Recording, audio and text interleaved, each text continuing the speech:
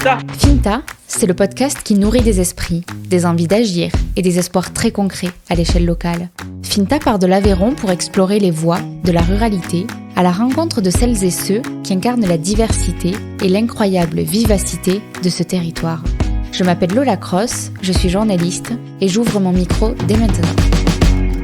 55 ans les séparent. Eux, Roger Béteille et Sofian Bouchfira, mais aussi leurs travaux. Roger Béteille, 83 ans, est géographe. Sofian Bouchfira, 28 ans, sociologue. Mais c'est leur sujet d'étude qui les rassemble, l'émigration aveyronnaise vers Paris, mais pas seulement. Au micro de Finta, c'est ce dialogue intergénérationnel autour d'une histoire qui a enjambé les siècles et désormais le millénaire que je vous propose d'écouter. Une histoire qui perdure, se réinvente à l'aune des changements sociétaux.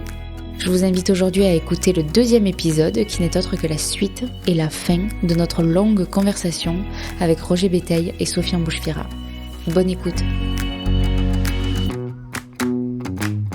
Ça me permet de rebondir, Roger Béteille, vous, sur votre méthodologie. Donc là, vous abordiez les moments que vous passiez à Paris. Est-ce que l'essentiel, vous, de votre travail, c'était des entretiens avec des Aveyronnais expatriés? Une grande partie, oui, de mes enquêtes s'est passée à Paris auprès d'Aveyronnais partis, auprès des amicales également. J'ai passé un hiver où j'ai présidé des banquets d'amicales, donc ça me permettait d'être en contact direct avec ces Aveyronnais, avec les cadres, si vous voulez, des amicales aveyronnaises. Et à cette époque-là, c'était le beau temps des pavillons, comme on disait, où on allait faire les banquets d'amicales.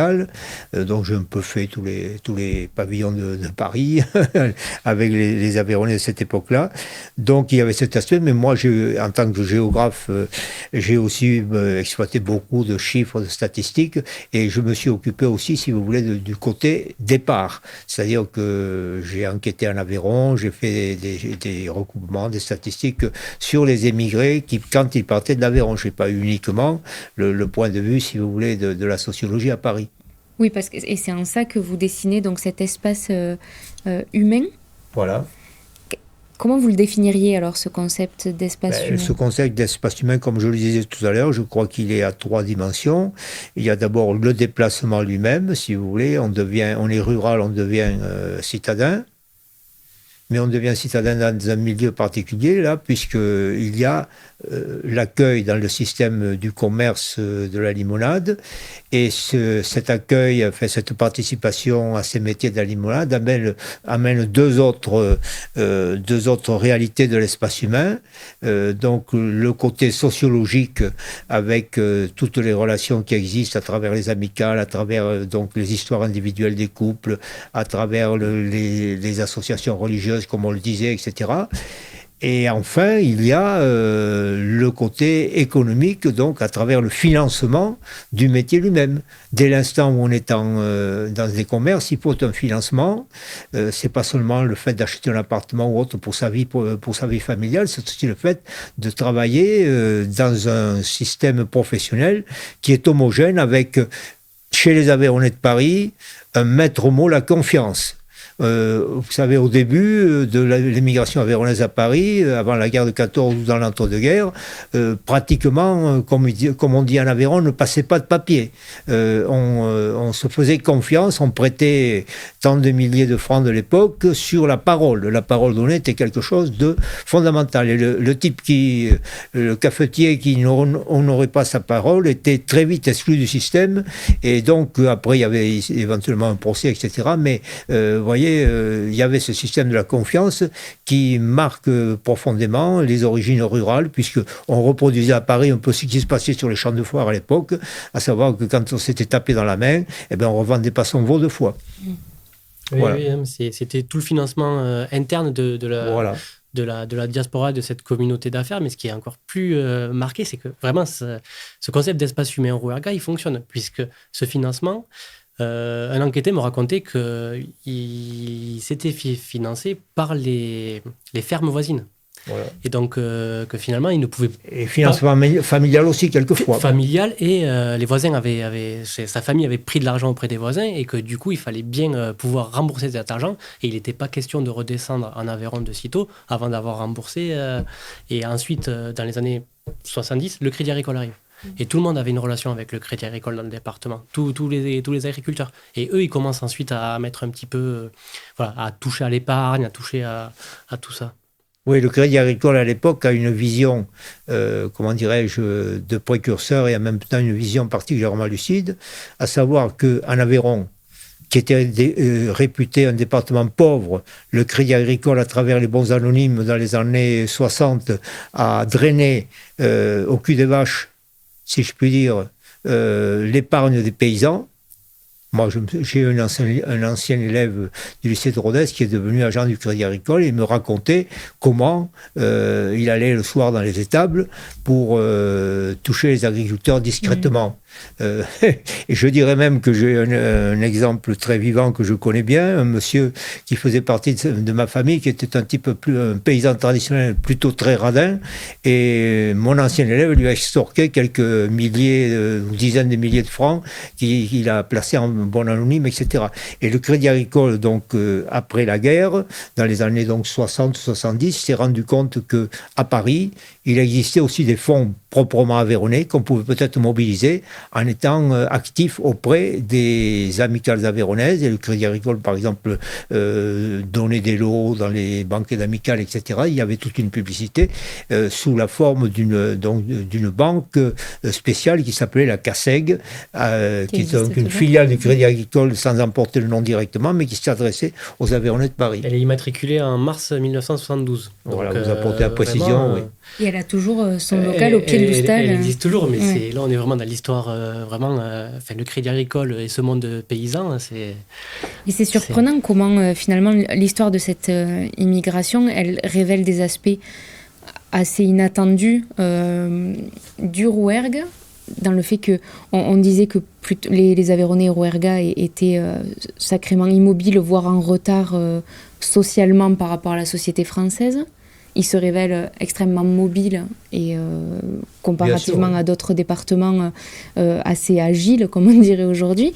En termes financiers, on estimait que le département était plutôt pauvre et en fait on découvre que dans les fermes il y a quand même de la richesse que le Crédit Agricole va chercher. C'est un peu cette histoire de l'immigration qui met en lumière ces aspects-là des Rouergats. Oui, écoutez, ce qu'on sait moins, c'est que les Aveyronnais ont aussi réussi en Californie, à San Francisco, où il y avait une colonie très importante avant la guerre de 14, et comme illustration de cette réussite, j'ai connu quelqu'un dont la famille à San Francisco, en 1906, au moment du grand tremblement de terre de San Francisco, possédait 5 hôtels, restaurants à San Francisco déjà. Et à la suite du tremblement de terre, les assurances ont joué normalement et il a réinvesti au sud de San Francisco, dans les villes qui étaient à ce moment-là en croissance. Donc vous voyez, à San Francisco, on avait un peu le même système qu'à Paris, c'est-à-dire qu'on essayait dans toute la mesure du possible de recruter des migrants aveyronnais qui arrivaient à San Francisco, qui étaient employés dans ces établissements. Et il y avait aussi la question du mariage, puisque l'idéal pour un Aveyronnais de San Francisco, comme d'ailleurs pour un Aveyronnais de Piguet dans ces années-là, c'était d'épouser une Aveyronnaise, puisqu'elle avait les mêmes habitudes, les mêmes mœurs, les mêmes attitudes, les mêmes sensibilités. Donc c'était une manière d'avoir un couple harmonieux. En second lieu, venaient les Espagnols ou éventuellement des Anglaises qui étaient dans la région. Et en troisième lieu, si je puis dire, dans l'ordre de préférence pour les épouses potentielles, venaient les autres nationalités, pas les Chinoises, parce que les Chinois étaient en concurrence directe avec les Aveyronnais à San Francisco. Donc, vous voyez, on n'allait pas chercher une épouse chez les concurrents. Mais je voulais vous poser une question. Il y a bien une ère de recrutement particulière ou pas pour la Californie et l'Amérique? Alors, pour la Californie, il y a une ère de recrutement, oui, assez particulière, pour une raison logique, c'est que dans les mêmes années où la Californie recrutait, donc 1885, 86, 90, surtout à partir de 85-86, c'est la grande crise du bassin houiller. avec l'assassinat de Vatrin, l'ingénieur Vatrin, avec la fermeture de certaines des aciéries déjà, etc., etc. Et donc on assiste à un départ massif, relativement massif, puisqu'on on en a des listes dans les journaux de l'époque, des gens de Decazeville, du bassin de Decazeville, de la vallée du Lot, etc., Grand Vabre, vers San Francisco. Hein, et pour dire les choses, quelqu'un avait même créé, un certain Dantrague qui était pépiniériste à San Francisco, avait même créé une section du Parti socialiste de Casévillois à l'époque en Californie, vous voyez. Hein, donc il y a eu effectivement une période jusqu'à la guerre de 14.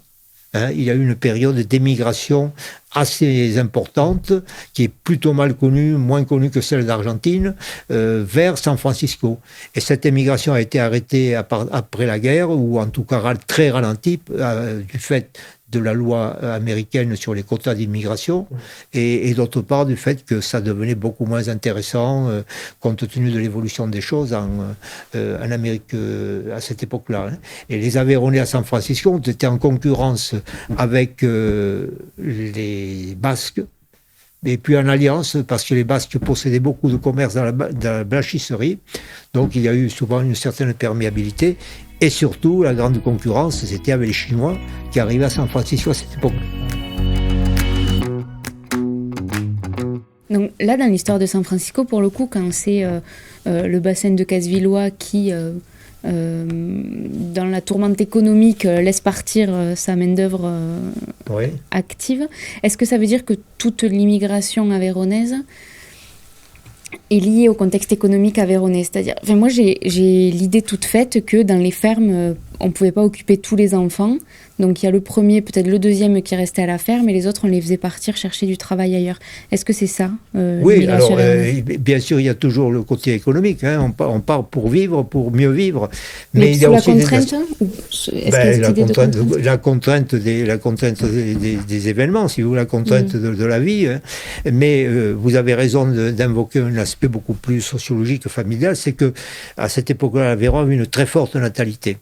Donc on avait un Aveyron très jeune, énormément de filles, de garçons, et étant donné, si vous voulez, la petitesse des fermes, il était difficile de trouver à se marier avec quelqu'un qui hérite d'une ferme. Hein. Donc dans un village, si on avait 10 fermes, ça permettait 10 mariages de génération en génération.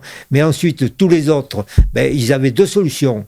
Dans la sociologie d'époque, ou bien rester célibataire, vieux garçon, vieille fille, un tonton, une tante, disait-on. Hein.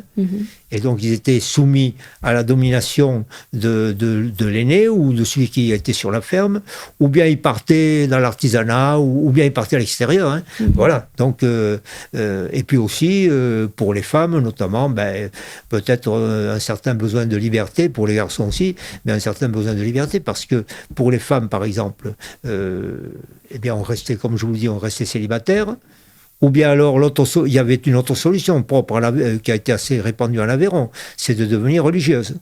Et vous savez que l'Aveyron a été un des premiers départements de recrutement du clergé, qu'il s'agisse de sœurs, de religieuses, ou qu'il s'agisse de religieux et de prêtres.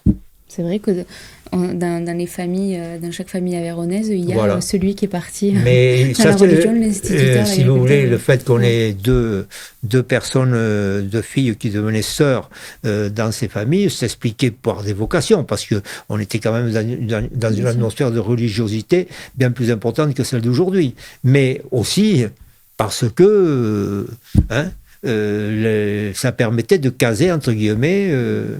Et ça me fait penser donc à l'endogamie dont vous parliez à San Francisco. Voilà, si on peut, on se marie avec une Aveyronnaise, ça fait les affaires.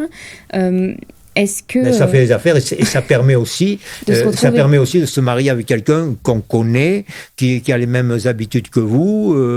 Voyez, du point de vue de la vie quotidienne, du ménage, de la manière des sentiments, etc. On a quand même quelque chose d'être plus près à cette époque-là d'une Aveyronnaise que d'une Indienne. Et c'est là que je veux vous amener, justement. Est-ce que ça fait partie de cet espace humain que vous avez conceptualisé, fait que l'on calque ce qu'on a retiré de la zone de départ du pays? Bien sûr. D'ailleurs, partout où les Aveyronnais sont allés, ils ont créé des amicales, ils ont essayé de se regrouper. On a eu des amicales en Indochine, en Tunisie. Tunisie, oui, elle avait fêté son 25e anniversaire. C'est assez incroyable, oui. Vous me faites rebondir pour le coup donc sur les amicales. La fédération existe toujours, fédère, je crois qu'il y a une 80 amicales. Aujourd'hui, un petit peu moins, je dirais une cinquantaine à jour de cotisation peut-être. Okay. Ouais, bon. Beaucoup d'amicales qui sont en sommeil, il faut le reconnaître, mais ça n'enlève pas la richesse de leur passé. Et là, elle a été rebaptisée d'ailleurs la Fédération des Aveyronnais d'ici et d'ailleurs, donc elle ambitionne aussi d'aller dans le monde entier. J'ai relevé ça dans un de vos bouquins, Roger Béteille, en 1936, quand la Fédération des Amicales est créée, des Amicales Aveyronnaises. Oui. La volonté affichée, c'est d'organiser l'action des immigrés en faveur de leur département. Donc en fait, le lien entre les amicales et le département, ce qu'ont concrètement apporté les Aveyronnais expatriés au territoire aveyronnais, c'est passé par quoi ? Écoutez, dans un premier temps, c'était des aides directes. Dans le Nord-Aveyron, vous avez des cabines téléphoniques publiques qui ont été financées par les amicales aveyronnaises ou par des Aveyronnais qui avaient réussi à Paris. Vous avez en particulier une grosse contribution à l'époque de la construction des monuments aux morts. D'accord. Vous aviez également, parmi les choses que j'ai notées, des dotations aux bibliothèques des écoles, avec d'ailleurs des aspects détaillés qui sont assez amusants aujourd'hui rétrospectivement, puisque par exemple, vous aviez des endroits où les Parisiens finançaient uniquement les bibliothèques de l'école publique et d'autres endroits où ils finançaient plutôt la bibliothèque de l'école du couvent des bonnes sœurs qui avaient aussi des élèves, vous voyez. Donc il y avait une participation directe. Puis cette participation, elle a quand même été relativement limitée parce que installer un téléphone public, c'est quand même pas très très cher, mais ensuite, quand il s'est agi d'organiser des aménagements de villages, etc., ce n'était plus à la portée des amicales aveyronnaises ou d'individus aveyronnais à Paris, et donc à ce moment-là, on est entré dans d'autres structures. Mais les amicales aveyronnaises à Paris ont quand même réalisé un certain nombre de choses en Aveyron, au moins dans le domaine de la relation publique, de l'aspect des villages, etc. Tu disais, il me semble. La création de la Fédération des Amicales, c'est 1947. Okay. Et en fait, dans cette entre-deux-guerres, ça se cristallise des premières tentatives de fédération, justement, par 2-3 notables personnalités qui veulent aller au-delà. Mais puisque chaque président d'amicale avait ses projets pour le territoire quitté. J'ai un document d'archives de l'amicale de Bozoul qui, en 1924, demande un devis d'ingénierie pour créer une passerelle entre la place de la mairie et l'église. Donc c'est un projet, dans les années, après la Seconde Guerre mondiale, il y a aussi un nombre de personnalités aveyronnaises de Paris qui se sont investies en politique. La Fédération des Amicales Aveyronnaises, avec la Maison du Rouergue, a participé, a fait un petit peu de lobbying contre l'extension du camp du Larzac. Donc il y avait des réunions à Paris qui traitaient de cette thématique. Puis il y avait aussi du lobbying politique direct. Parce que dans l'histoire, on peut citer le cas du sénateur Mayran, qui était donc sénateur avant 14, je crois, ou juste après 14, et qui a été un véritable cacique aveyronnais et qui avait des relations très très suivies avec les amicales. Vous aviez également le ministre Maruet-Joule qui a inauguré. Voilà.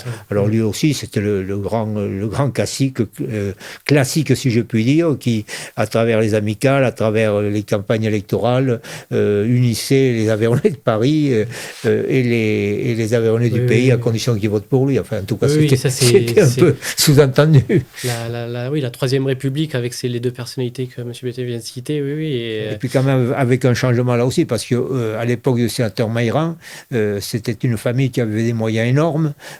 Je pense, avait été des grands commerçants à Paris. Et puis là, ils finançaient directement. Voilà. Après, ça s'est quand même un petit peu tassé. Mais donc voilà, la fédération, c'est vrai que c'est... et la personnalité à laquelle je pense et de laquelle on a discuté avec M. Béteille, c'était Maurice Solignac, donc un des présidents de cette fédération qui, lui, à la fin des années 80... déclarent clairement dans la presse vouloir mettre les amicales dans leur mur. Et ce qui donnera ensuite le projet de Loustal, voilà, oui. Accompagné forcément par la CACEG. Mais donc voilà, là, on discute depuis tout à l'heure et on dresse quand même une histoire assez large qui aboutit à un bâtiment, à un immeuble aveyronais dans Paris. Mais les investissements en Aveyron, qu'est-ce qu'ils disent de ces expatriés? Alors les investissements, moi j'en parlerai pas que de manière pécuniaire, puisque la première chose qui m'a le plus marqué de cette relation Aveyron-Paris, c'est peut-être finalement le folklore. Le folklore, c'est quelque chose qu'on n'évoque plus trop aujourd'hui. Et finalement, le folklore, la tradition, ça s'est codifié à Paris, avec les amicales aveyronaises, justement. Oui. Et le jeu de quilles. Et le jeu de quilles. Donc, ce sont quand même deux choses. Le jeu de quilles, aujourd'hui, arrivé le printemps, tout le monde joue au quilles. Tout le monde... et en particulier le Nord-Aveyron. Et en particulier le Nord-Aveyron. Ça s'est codifié en 1912. Parce que tous ces gens d'horizon d'ici et d'ailleurs, pour reprendre la fédération des amicales, mais ont dû se mettre d'accord à un moment donné. Et la danse, le folklore, c'est vraiment plus que particulier. Moi, j'ai assisté à une soirée d'initiation au folklore et une personne présente m'a dit, je lui ai expliqué que moi, j'avais connu un petit peu le folklore et la danse, puisque ma mère était secrétaire au club occitan de Bozoul. Et elle m'a dit, ah, mais en bas, c'est pas pareil. Donc, en marquant une forme de rupture quand même. Et c'est vrai que quand on voit les groupes folkloriques à Paris, avec les costumes, etc., c'est quelque chose qui s'est maintenu depuis le milieu des années 20, 30. Il y a eu des groupes qui ont été créés dans les années 50. Et je lisais dans un de vos livres aussi, Roger Béteille, qui avait quand même l'idée chez beaucoup d'Aveyronnais de revenir en Aveyron pour la retraite. Qui avait cette idée de retour au pays. Cette idée de retour au pays, elle a été très, très, très vivante et très prégnante. Elle est restée. Mais même dans les premiers temps de l'émigration à Paris, autour de la guerre de 14 ou dans l'entre-deux-guerres, la maison familiale était vraiment la base de cette vie. Et d'autre part, au terme de la vie, l'inhumation dans le cimetière de la paroisse dont on était originaire était une réalité tout à fait répandue. Et d'ailleurs, il existait des pompes funèbres aveyronnaises qui travaillaient beaucoup avec donc les Aveyronnais morts pour les rapatriements des corps en Aveyron. Donc la maison natale, c'était un des thèmes et puis une réalité. On se retirait dans la maison natale quand on avait réussi. Et d'ailleurs, c'était aussi une manière de montrer au pays, entre guillemets, qu'on avait réussi à Paris. De faire restaurer la maison natale, d'avoir une belle maison natale, etc. Non, mais c'est vrai, vous parliez tout à l'heure du point de départ de tout ça, qui fait partir, mais je pense que, comme disait Marc Ferraud, c'est vrai que l'émigration, c'est en soi une forme de refus à un destin qui nous échappe. Et partir, c'est finalement pouvoir essayer de se réaliser, de faire autre chose. Donc revenir, c'est montrer qu'on a fait autre chose et qu'on a réussi. Et c'est vrai que les publicités pour les pompes funèbres Guisard, elles étaient dans tous les annuaires, on en retrouve. Mais là aussi, il y a une particularité aveyronnaise, ou en tout cas l'Aveyron appartient à des groupes plus particuliers que d'autres, parce que il y a de nombreuses régions d'émigration en France, de départ en France ou à l'étranger, où les gens ne reviennent pas de la même façon, alors que justement, ce lien entre le pays natal et donc Paris a toujours été très vivant pour les émigrants aveyronnais. Oui, des formes de coupures biographiques plus nettes finalement, alors que les Aveyronnais, même s'ils n'ont pas vécu, ils sont nés à Paris, ils n'ont pas vécu en Aveyron, ils savent très bien d'où vient leur arrière-grand-mère. D'où vient, ils savent placer les villages. Moi, j'en ai rencontré quelques-uns, oui, nés à Paris, effectivement. Ils n'ont jamais travaillé en Aveyron, jamais étudié en Aveyron, donc leur adolescence, c'est ça. Mais, ma grand-mère de la Soute, mon grand-père, là. Donc, il a tout un environnement géographique qui est en fait cet espace humain Rouergue. Et de la même manière, un autre enquêté, à peu près mon âge, qui me dit mais moi, j'ai passé plus d'un tiers de ma vie en Aveyron. Mais je dis, comment ça, je comprends pas bien. Il me dit, finalement, oui, je suis né à Paris, j'ai fait mon école à Paris, tout ça. Mais dès que j'avais un vendredi ou autre, on descendait avec mes parents, on descendait. Et donc, ce garçon-là, il a tissé des liens chaque été avec des gens du village, etc. Donc, il les connaît. Il les connaît aussi bien que... Et d'ailleurs, pour rebondir sur ce que vous venez de dire, vous savez, les foyers aveyronnais à Paris, les couples aveyronnais à Paris, lorsqu'ils avaient des enfants, n'avaient pas la possibilité de s'en occuper vraiment de manière très, très suivie. Et il y avait une très forte mortalité des jeunes bébés aveyronnais, des jeunes enfants aveyronnais, dans l'entre-deux-guerres encore. Et donc, un aspect particulier et très fréquent, c'est que on confiait les parents, les bébés, on confiait les jeunes enfants aux grands-parents ou à des parents en Aveyron, et donc ils restaient là jusqu'à ce qu'ils deviennent adolescents, ou en tout cas déjà qu'ils atteignent une dizaine d'années, puis ils revenaient à Paris. Et j'ai par exemple fait une statistique commune par commune en Aveyron des personnes nées à Paris. Eh bien, dans le Nord-Aveyron, qui est donc la zone d'émigration privilégiée vers Paris, vous avez un assez fort pourcentage de gens qui sont nés à Paris et qui sont revenus habiter en Aveyron, qui ont été retraités. Et même dans l'agriculture, où d'habitude, il y a une grande stabilité des chefs d'exploitation sur place, dans le Nord-Aveyron, on avait, dans les années 70-80, je ne sais plus combien, selon les communes, 5, 6, 10% des agriculteurs, des chefs d'exploitation aveyronnais de cette époque qui étaient nés à Paris, ce qui est quand même extrêmement original, ce qu'on ne retrouve pas dans le Ségala ou dans le sud d'Aveyron. Alors, cette étude, elle s'appelle « Recherche sur les conséquences foncières de l'immigration » dans le Nord-Aveyron, et ça a été publié en 1968 par M. Béteille, si vous cherchez la référence. Voilà. Je ne sais pas si vous voulez plus. Voilà, mais c'est vrai que... Et ça, c'est encore d'actualité. Moi, j'ai rencontré pour des entretiens donc un couple de cafetiers parisiens, et leur fils né à Paris exploite la ferme. Donc, voilà, c'est vraiment... ça se voit dans les fermes nord-aveyronnaises aujourd'hui, ça se voit aussi dans les cafés et brasseries à Rodez, où on voit des enfants nés à Paris qui reviennent prendre des affaires ici. Qu'est-ce que ça dit de l'évolution? Si on réfléchit toujours avec le concept d'espace humain, Rouergue, donc qu'il n'y ait pas rupture entre Paris et l'Aveyron, pas de rupture entre Paris et Rodez, mais continuité, il est évident qu'il faut penser au cadre de vie offert. Mes enquêtés, moi, me disent quand même que les affaires sont à Paris. Donc c'est parce qu'on a fait des affaires à Paris d'abord que l'on peut se permettre de venir investir à Paris. À Rodez, pardon. Oui, à Rodez, oui. Oui, mais là, on est au niveau des histoires familiales. Donc, je pense qu'il y a beaucoup de choses qui peuvent expliquer l'installation de quelques, quand même. Ce ne sont pas tous les patrons d'établissements à boire ou à manger à Rodez qui sont nés à Paris. Il y a eu une petite vague, là. On l'a vu arriver. Peut-être aussi parce qu'à Paris, il y a eu des difficultés dans les années récentes. Comme on le disait tout à l'heure, l'histoire des murs, des loyers.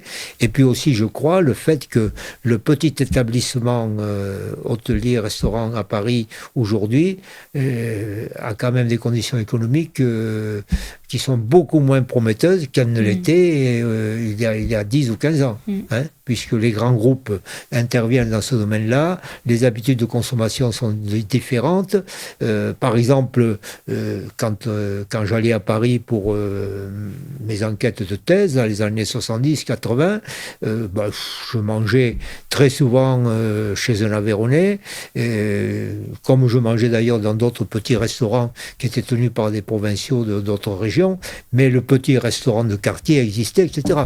Aujourd'hui, ce petit restaurant de quartier, il a souvent disparu parce qu'on a vendu le fond, parce qu'on a vendu les murs, et on voit de plus en plus d'interventions, de financement extérieur, et puis aussi la restauration rapide, c'est ce que disait Sofiane tout à l'heure pour la clientèle des bistrots, les cafés du matin, la consommation de tabac, puisqu'il y avait souvent alliance du bistrot et du débit de tabac, et puis aussi les repas de midi ont complètement changé de nature. Aujourd'hui, quand on va à Paris, on est quand même frappé, je crois, moi je suis frappé par la prolifération des restaurations rapides tenues par de toutes sortes de gens.